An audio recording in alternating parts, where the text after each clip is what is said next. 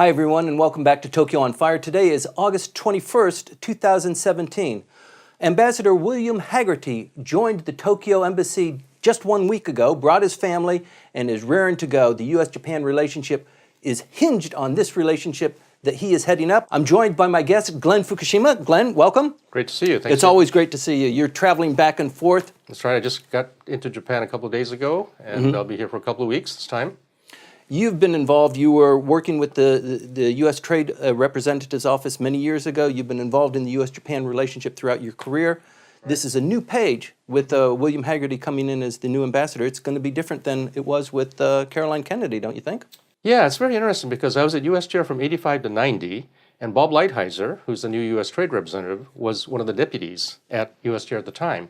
And there are a lot of people who say that some of the issues regarding U.S.-Japan relations, especially on the economic side, harken back to the 1980s. So that's kind of interesting. Right. But I was on Hillary Clinton's Asia Policy Working Group for a couple of years, 2015 to 16. So I've been watching this relationship from the vantage point of Washington, but also have a home in San Francisco and also come to Japan. So from those three places, I've been watching this relationship the last few years. Yes, well, William Hagerty, he was the Secretary of Trade and Commerce at Tennessee, in the state of Tennessee. Right. Apparently he did a great job, knocked it out of the park. Tennessee was the most popular state for Japanese investment during the period that he was the secretary. I wasn't aware of that. I know that he was quite responsible for getting companies. I think Nissan was one of the companies, and he's had quite a bit of contact with Japanese companies that have invested in the state of Tennessee. And Tennessee, obviously, is a state where Bill Brock, the U.S. Trade Representative, when I was at USTR, harkens from Tennessee, and also Howard Baker, who was ambassador here, was also from Tennessee. So there's some close relations between Tennessee and Japan. You know, that period where you were at USTR was so contentious, it was so tough, and the trade issues were really, I mean, the United States and the Japanese were just at loggerheads on a wide range of issues. And the atmosphere now is not so contentious. I mean, it has calmed down a bit. TPP by the president has been canceled. There's no more TPP. It's going to be a bilateral relationship if there's going to be any. And apparently, Ambassador Hagerty is here to kind of set that stage. Well, yeah, I think a lot of observers believe that Ambassador Hagerty was chosen in part because of his business background, and Donald Trump seems to like two kinds of people, business people and military people. And I think that, you know, from 85 to 90 when I was at USTR, it's true that there were a lot of very contentious bilateral issues. And I think actually this particular administration does focus on the bilateral versus the multilateral. Also, it's interesting that the administration focused on trade imbalances as a big problem. And so I remember that Bob Lighthizer a few years ago had a big article in the New York Times, an op-ed piece, in which he said that many people mistakenly assume that Republicans are free traders and that Democrats are protectionists. However, he said in this article, when I was a deputy USTR during the Reagan administration, I'm very proud of the fact that we succeeded in limiting Japanese steel exports to the United States, Japanese auto exports to the United States, Japanese consumer electronics, Japanese semiconductors, and also we protected Harley-Davidson, the motorcycle company from Japan. So he takes pride in Turn that crank. So it'll be interesting to see. It will be interesting to see. And it's, I mean, the fact that, once again, autos apparently are another issue. You know, the situation now is so vastly different. There are foreign cars, I mean, in Tokyo, the foreign cars seem to outnumber the domestic vehicles. So why, well, I mean, here in Europeans, Tokyo, maybe. Yeah, the European, sure. I mean, the number and the variety of foreign cars here is just astounding compared to the way it used to be. And I sense that the president is still harping on this automobile issue that, you know, we're going to move the steering wheel to the other side and we're going to do it so that it's, you know, I don't know if that argument works so much the way anymore. I'm looking at it is that on agricultural products, I think there will be a push to try to open Japan, in part because, as you said, the president withdrew the U.S. from TPP. As you know, the Australian beef imports to Japan have a 27.2% tariff level. The U.S.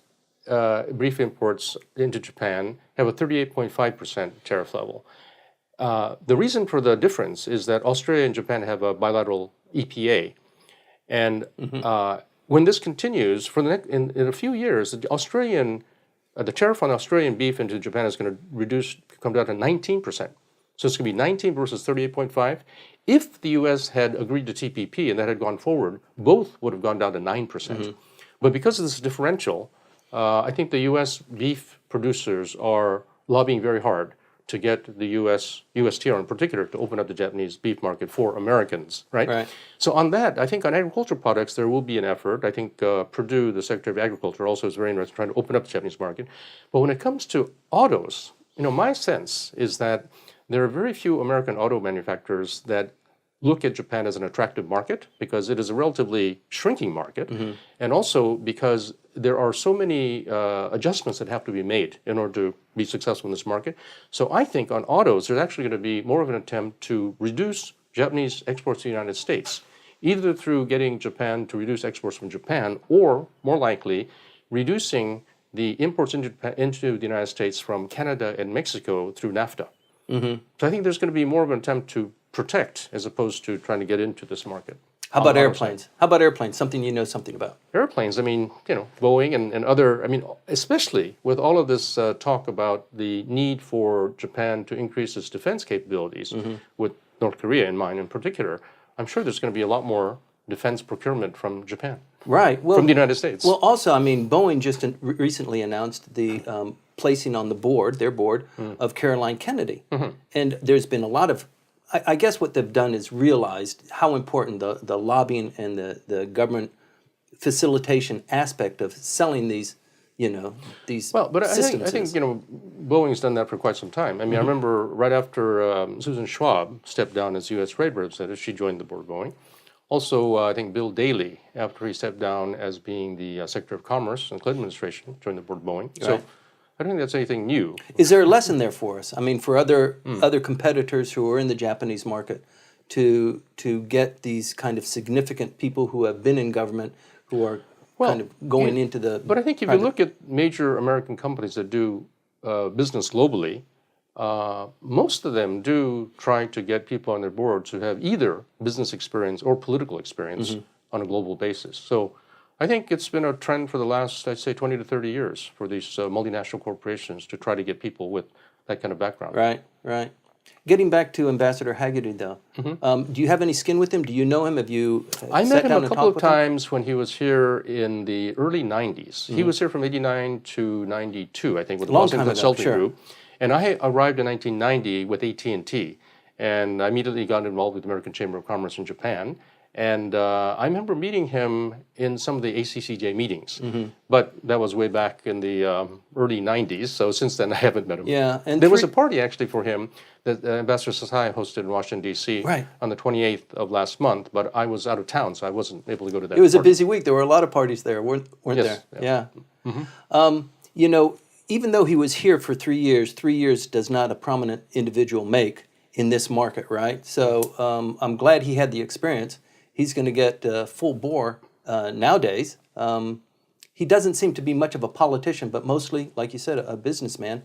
But my understanding is that he worked on the Romney campaign in 2012, and he worked on the Jeb Bush campaign in 2016. So it does. I've heard from friends of mine in Tennessee that he's been quite involved with the Republican Party in Tennessee. So in addition to being a business person, I think he has had considerable interaction with the political community. What's your view on this? I'm really keen to hear. In the past, the position of ambassador to Japan, it was a top post. It usually went to a very prominent politician, and that mold was broken a little bit with John Roos, who came in as a lawyer, as a businessman, and it turns out he did a pretty good job. Oh yeah, he did a very good job. So right. I think the jury is out on how Hagerty will do, but I'm expecting him to do superbly. He's got Joe Young working as his DCM. Yeah, that's right. Yeah, I think so. But I think ambassadors to Japan, there's been a real variety of people. As you say, there have been people like Mike Mansfield and Fritz Mondale, Tom Foley, and Howard Baker, prominent politicians. But also there have been people who didn't have diplomatic experience. And Tom Schiefer was someone who came. He did a good job too, didn't he? Yeah, he did too. So I think he was basically a business person, and also co-owner of the Texas Rangers with George W. Bush, but he was a Texas state legislator, so he had a political background as well as a business background.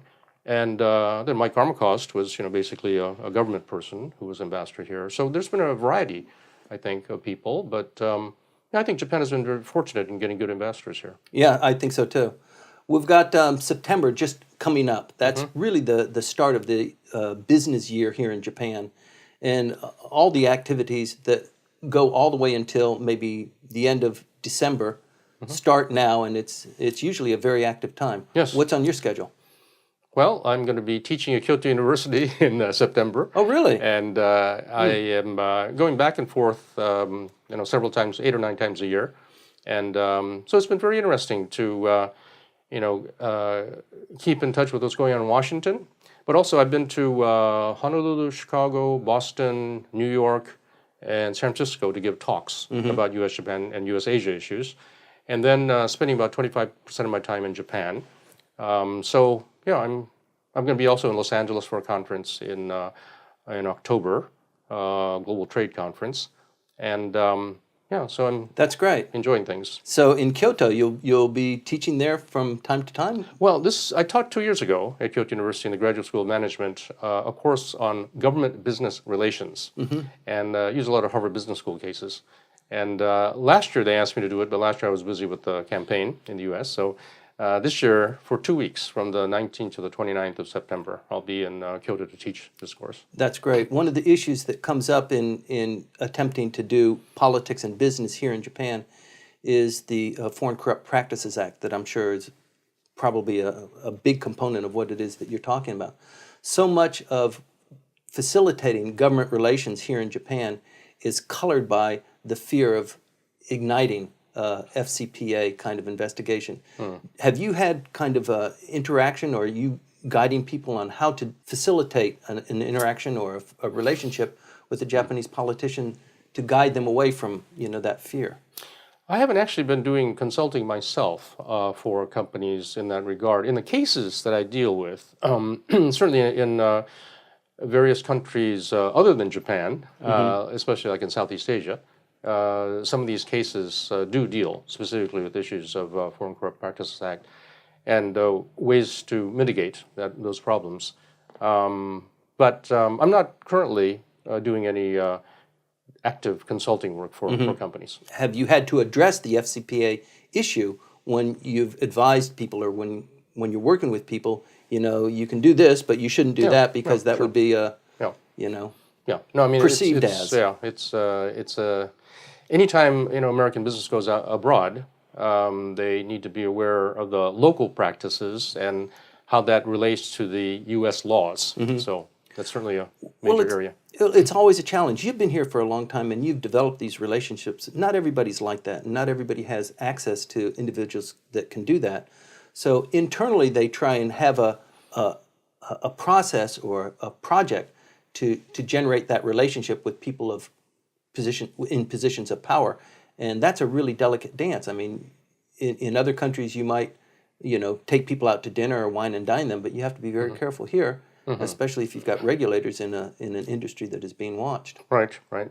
So when I came to Japan in 1990 with AT&T, it was very interesting because I remember being told by Japanese corporate friends of mine that they felt that when they went to Washington, D.C., they were immediately approached by American lawyers, lobbyists, consultants who would offer their services to introduce them to people, to make connections and so forth, and provide them information about what's going on Capitol Hill and so forth. But they were saying that they really felt that the foreign companies coming to Japan were at a disadvantage because there wasn't that kind of an industry in Japan at that time. This was 20-some years ago. Since that time, I think your company and others have been developing that, but traditionally Japanese companies have had that internally, within the company. Right. And so there hasn't been such a, unlike Washington, D.C., an industry of lawyers, lobbyists, consultants, and former government officials and former members of the Congress who will help to guide companies, both domestic and foreign. I think from the Japanese perspective, it has a little bit, you go to Washington, D.C., or maybe even in London, it has a little bit of an icky feel to it. I'm supposed to pay you so you can open doors for me, right? But here in Japan, I mean, the dynamics are very different. I mean, you can have a meeting with just about anybody who is influential inside the parliament. Just getting a second meeting is the trick, right? Because if you don't do such a good job in the first meeting, they won't talk to you ever again. Right. Yeah. But it seems like in Japan, I mean, it's pretty obvious that who does the introduction, makes a big difference. Right. So, right. Nice to know the right people. Yes. But to wrap it up, speaking about Ambassador William Hagerty's positioning now in the U.S. Embassy and supported by DCM Joe Young, any final thoughts on that? Well, I think that since the ambassador's had 3 years of experience working in Japan, and having, I think, been with a management consulting firm, means that he's had access to many different industries. So I think he probably has a good, background based on that, as well as his time in Tennessee working with Japanese companies. So I expect he'll, be quite successful in developing business. Right. And he will face challenges with regard to issues like North Korea and China and Okinawa. South China Seas and Okinawa and all that stuff. But Joe Young, Joe Young is a seasoned bureaucrat. Yes, he's very experienced, and since he was on the Japan desk, he knows all the issues. Please stay tuned. We're going to continue to watch this. You should too.